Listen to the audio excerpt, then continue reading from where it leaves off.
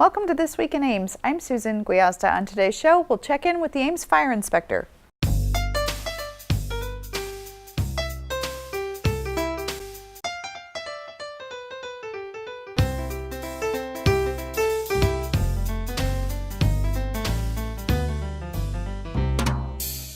My guest today is Fire Inspector Tom Henriksen. Tom, welcome to the show. Well, thank you. Now, you've been a City of Ames employee for a while in a couple of different roles. Tell me a little bit about your background here. Well, I started with the city over 25 years ago as a firefighter and spent 17 years almost on shift before coming down to the City Hall and doing the fire inspector job for the last 9 years. So as fire inspector, what is some of your day-to-day responsibilities?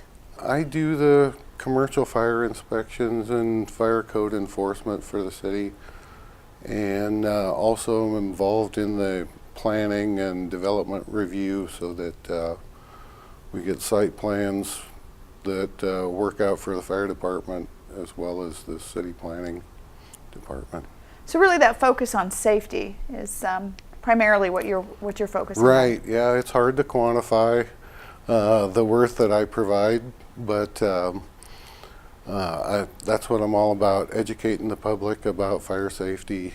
Great. One of the things that's come up in the last couple of years is, I would say, improvements in smoke detectors and in smoke detection in homes. There was a change in the state of Iowa law recently. Can you shed a little light on that? I can. That started back about 5 years ago, and it took a while to implement. I think it's starting in, I think it was April or so of 2010. The state began requiring any replacement or newly installed smoke alarms to be of the dual sensing type of alarm. And what they're looking at is there's two different ways of sensing smoke with that technology. One is called photoelectric, which is basically the smoke particles pass by a window, and once that window is obscured to a certain degree, the device will go into alarm.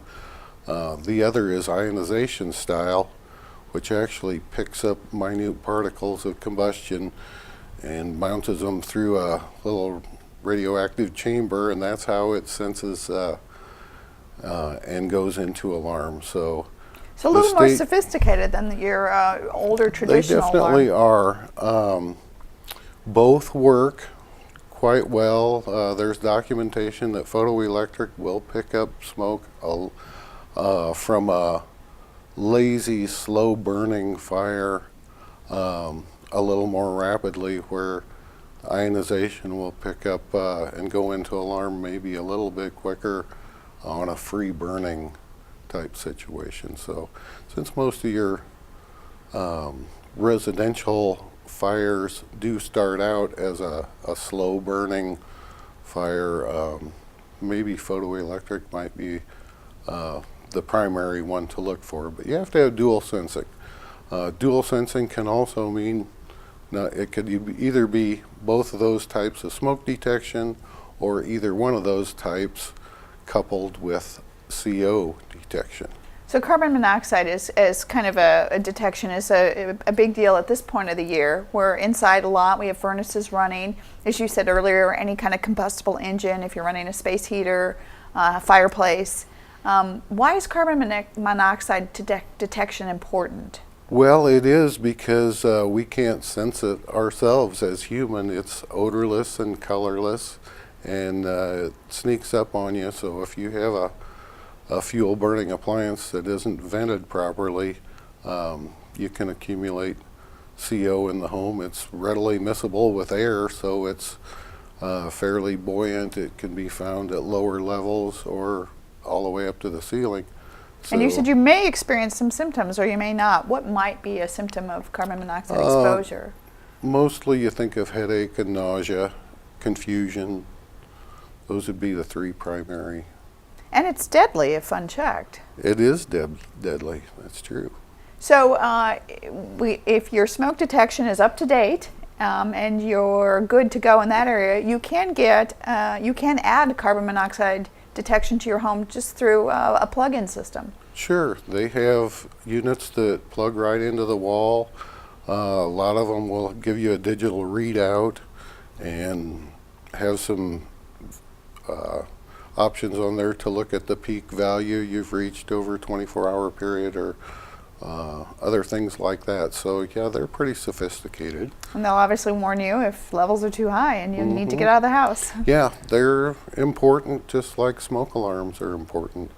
One other thing I'd like to point out about smoke alarms in your home is the importance of hardwired interconnected smoke alarms, which the minimum technology is just battery operated smoke alarms, and there is difficulty in getting hardwired ones into older homes because you have to pull wire to do that. But it's really important to have those hardwired interconnected alarms so that if that one activates down in the basement and you're sleeping on the second floor, you'll get the notification from your second floor detector. Sure, even in a ranch home, if you're in one part of the house and you've got music on and a fire breaks out in another part of the house, being able to be aware of that could really make a difference. Very true. And the technology is actually advanced to date where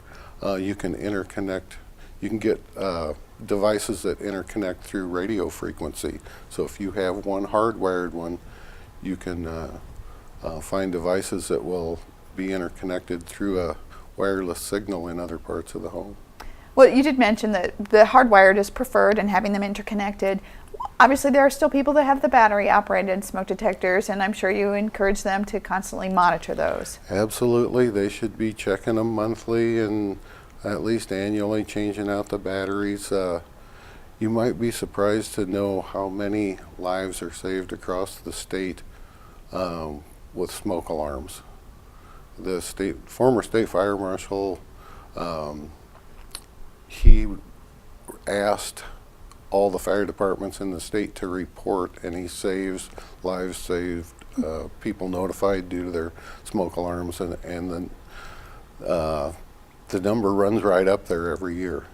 So they are the technology that we have right now, and they do save lives.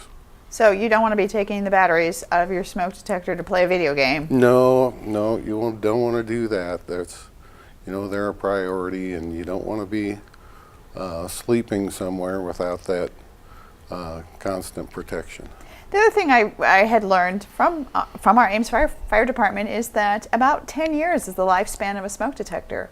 So if yours are getting close to that and you want a dual sensor, this would sort of be the time to do that. It would be the time to do that. Yep, they do all have a manufacturer's recommended lifespan. And maybe 10 years is generous. Maybe they don't last that long. Well, I see a lot of old ones out there that are still functioning, but yeah, they do have that lifespan, and they should be upgraded. And when you do, it's a state law that you have dual sensing nowadays. So I think it's so easy to overlook. You might replace other things in your home over time that wear out, and that's such an important one that people don't think about. That's very true. Well, Tom, thank you for these really insightful, helpful hints, and we want people to stay safe this winter and throughout the whole year, so thank you for updating us. All right, well, thanks for asking. Well, if you're thinking ahead to March, remember that the Eco Fair is scheduled from 10 a.m. to 2 p.m. on Saturday, March 29th. That's at the Ames Community Center. We hope to see you there. Also remember that Yard Waste Free Day is coming up. It's not until April, but you want to mark your calendars now for Saturday, April 19th. You can find more information about Yard Waste Free Day, the Eco Fair, and the upcoming Ames Water Plant Open House at our website at cityofames.org. Well, that's our show for today. Thanks for watching, and tune in next week for This Week in Ames.